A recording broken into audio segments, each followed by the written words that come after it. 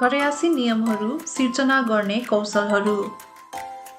स्कुलमा होस् वा घरमा बच्चाहरूले नियमहरू पालना गर्न सिक्नुपर्छ र उनीहरूले नियमहरू पालना गर्ने बारे आत्मअनुशासन र जागरुकता विकास गर्नुपर्छ। आमा बुबाको रूपमा तपाईले आफ्ना बच्चाहरूलाई प्रेरणाको स्रोतको रूपमा काम गरेर र उचित मार्गदर्शन प्रदान गरेर नियमहरू पालन गर्न र सहयोग गर्न सिक्न मद्दत गर्न सक्नुहुन्छ। यसले उनीहरूलाई प्रोत्साहन दिन्छ र उनीहरूलाई आदर्श व्यवहार विकास गर्न थप आत्मविश्वास दिन्छ। साथै आमा बुबा बच्चाको सम्बन्ध पनि बढाउँछ। बालबालिकालाई नियमहरू पालना गर्न तालिम दिने मुख्य उद्देश्य बालबालिकालाई सकारात्मक व्यवहार विकास गर्न प्रोत्साहन गर्नु हो। यो एक लामो प्रक्रिया हो, त्यसैले आमा बुबाहरूले नियमहरू सिर्जना गर्दा निम्न सिद्धान्तहरूलाई सन्दर्भ गर्न सक्छन्। पहिलो, नियमहरू सरल र बुझ्न सजिलो हुनुपर्छ। यसले बच्चाहरूलाई बुझ्न र अनुसरण गर्न सक्ने सुनिश्चित गर्दछ। दोस्रो, आमा बुबाहरूले नियमहरू सिर्जना गर्दा तपाईको बच्चाको उमेर र विकास क्षमतालाई ध्यानमा राख्नुपर्छ। साना बच्चाहरूलाई छोटो नियमहरू चाहिन्छ, जबकि ठुला बच्चाहरूले अझ धेरै जटिल कुराहरू बुझ्न सक्छन्। तेस्रो, सकेसम्म सकारात्मक शब्द प्रयोग गर्ने प्रयास गर्नुहोस्। आफ्नो बच्चालाई हुँदैन भन्नबाट जोगिनुहोस्। तिमीले गृह कार्य पूरा गरेपछि खेल्न सक्छौ भन्नु। तिमीले आफ्नो गृह कार्य पूरा गरेनौ भने तिमी खेल्न सक्दैनौ भन्दा नियमहरू पालना गर्न बच्चाहरूलाई प्रोत्साहन गर्न बढी प्रभावकारी हुन्छ। जब बच्चाहरूले नियमहरू तोड्छन्, आमा बुबाले उनीहरूलाई त्यसको परिणामहरू तत्काल सामना गराउन सक्छन्।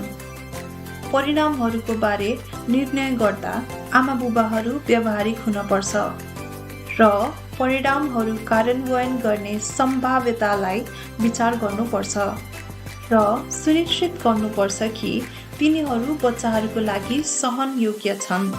यसबाहेक परिणामहरू नियमहरूसँग सम्बन्धित हुनुपर्छ ताकि बच्चाहरूले आफ्नो कार्यको लागि जिम्मेवारी लिन सिक्न सक्छन्। उदाहरणका लागि, जब बच्चाहरूले आफ्नो गृह कार्य पूरा गर्दैनन्, आमा बाबुले उनीहरूको खेल समय सीमित गर्न सक्छन्। त्यसकारण उनीहरूले अनुभवद्वारा आफ्नो गृह कार्य पूरा नगर्ने परिणामहरू सिक्न सक्छन्। यसले बच्चाहरूलाई आफ्नै कार्यहरूको लागि जिम्मेवारी लिन सिक्न मद्दत गर्दछ र आत्मअनुशासन र नियमहरू पालना गर्ने जागरुकता विकसित गर्न सक्छन्।